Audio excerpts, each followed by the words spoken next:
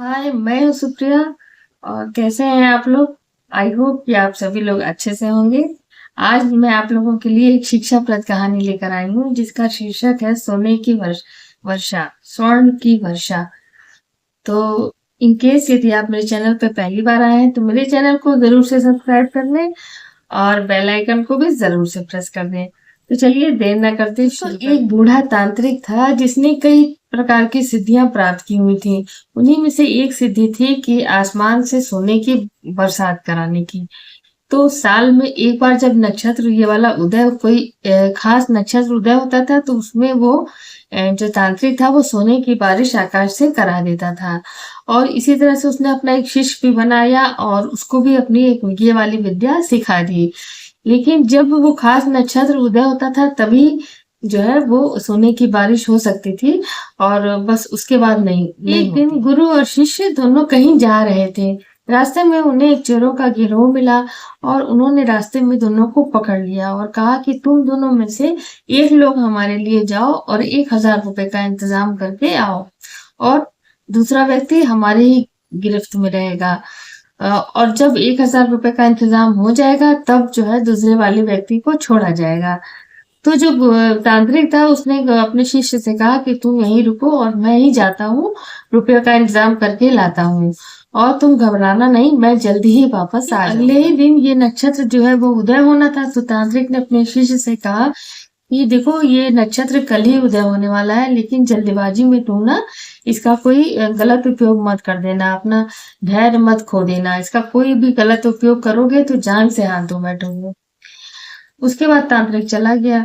अगले ही दिन जो था वो ये नक्षत्र जो था वो उदय हो गया और जैसे ही वो उदय हुआ वैसे ही उसके शिष्य जो था उसने अपना विश्वास और धैर्य सब कुछ खो दिया और उसने चोरों से कहा कि तुम लोग मुझे खोल दो और मैं जो हूँ अभी मंत्र के द्वारा अभी जो है सोने की बारिश करवा देता हूँ और उसमें से तुम लोग कुछ ले लेना और कुछ हमको दे देना। तो सारे चोर जो थे वो सहमत हो गए और अब क्या था कि शिष्य ने मंत्र पढ़ना शुरू किया और सोने की बारिश होने लगी। फिर चोरों ने क्या किया कि जल्दी जल्दी वो सोना बटोरा और कुछ भाग शिष्य को दिया और आगे बढ़ चले। रास्ते में चोरों को एक चोरों का एक नया गिरोह मिला जो कि सोना जब उन लोगों ने देखा तो वो लोग जो थे वो इन लोगों से सोना छीनने लगे, लूटपाट होने लगी, मारपीट होने लगी।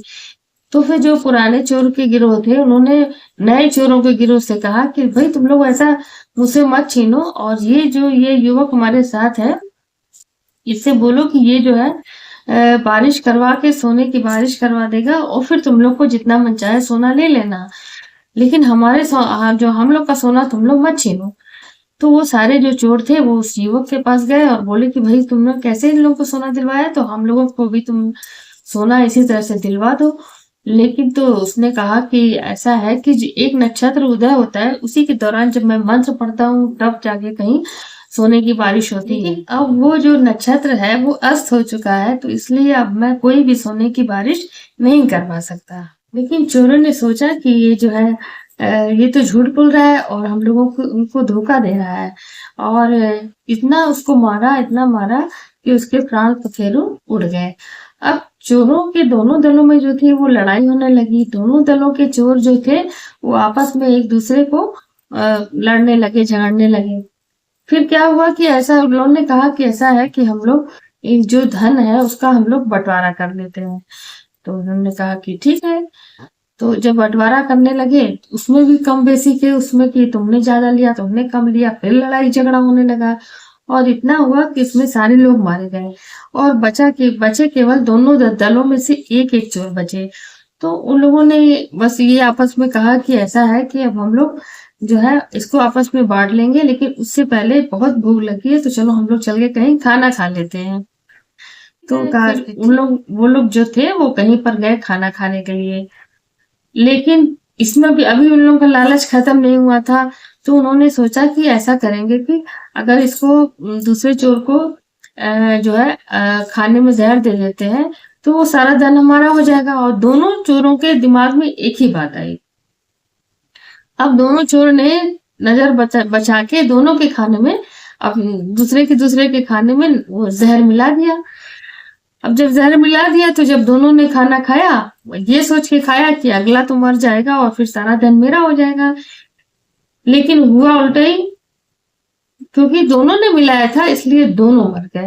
इसी समय जो है वो बूढ़ा तांत्रिक जो था वो 1000 रुपए लेकर वापस आया, तो उसने क्या देखा कि सारे तमाम लोग जितने भी थे वो सब मरे पड़े हैं, और वो एकदम परेशान हो गया, घबरा गया। तो उसने क्या किया कि वो जो 1000 रुपए लेके आया था उसको भी वहीं छोड़ा, क्योंकि सारे लोग मर गए थे तो वहां सारा धन भी पड़ा हुआ था। वो सारे धन को छोड़कर, ये मुफ्त का धन छोड़कर वो भागा, बहुत तेज भागा, और यही सोचकर भागा कि जिस तरह से इन लोगों की ये लोग जो थे वो बिना परिश्रम के जो उन्होंने धन प्राप्त किया, तो इस धन ने ही इन लोगों के प्राण हर लिए, तो कहीं ये मेरे भी प्राण न हर ले, इसलिए वो बहुत तेज भागा, सब कुछ छोड़ के भागा। तो दोस्तों वास्तव में बिना परिश्रम के जो प्राप्त धन होता है ना, तो वो दुर्गति ही प्रदान करता है। तो इसलिए हमको हमेशा अपने पसीने की कमाई पे ही गर्व करना है, मेहनत की कमाई खाना है, और कभी भी इस तरह से मिले हुए धन को नहीं सजोना है। तो दोस्तों आई होप कि आप लोग को कहानी, छोटी सी कहानी पसंद आई होगी। अगर पसंद आई है तो जरूर से लाइक करिएगा, शेयर करिएगा, और कमेंट भी जरूर करिएगा। कुछ भी आप सजेशन दे सकते हैं कि कैसे लगी कहानी, या जो भी संदर्भ में आप कमेंट करना चाहें तो कर सकते हैं। और तो हमारे चैनल को सब्सक्राइब कर लीजिएगा, और फिर अपना खूब ख्याल रखिए, हमेशा खुश रहिए, और फिर मिलेंगे हम लोग अपने नेक्स्ट वीडियो में। तब तक के लिए नमस्ते।